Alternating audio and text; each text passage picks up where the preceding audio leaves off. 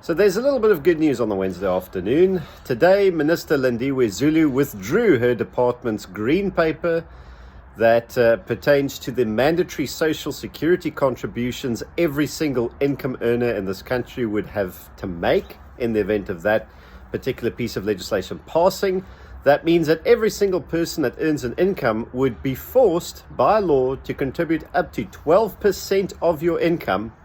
That's excluding taxes, folks, 12% of everything you earn into a government-administered sort of pension fund pot where the government would then manage your money for you, so that you have social security and retirement and grants, which is just another special purpose vehicle for stealing your money and channeling it to by all sorts of streams and taps to deployed cadres and connected individuals. That was shot down. That has been withdrawn, thanks in huge part to an incredibly thorough public participation campaign, and just through Dear SA alone, more than 22,000 individual submissions opposing that green paper were made. More than 99% of those submissions rejected the proposals in their entirety, and government was forced to withdraw that bill. Now, of course, this is not necessarily the end of it. It has been withdrawn. They're going to go back to the drawing board with it, so to speak.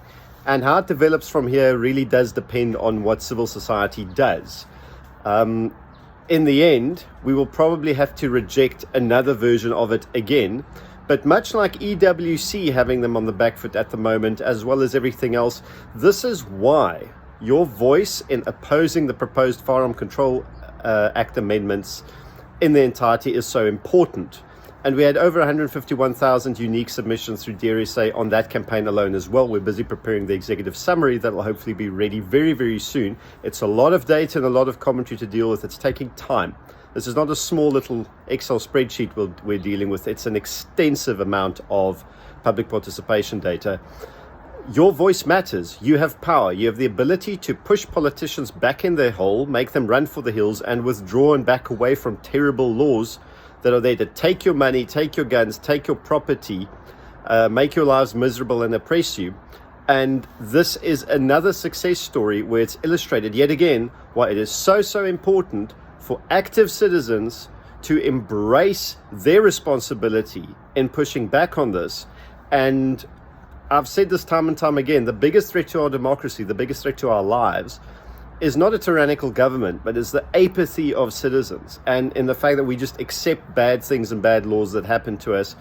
Again, proof we don't have to, and we can successfully push back. Let's keep on pushing.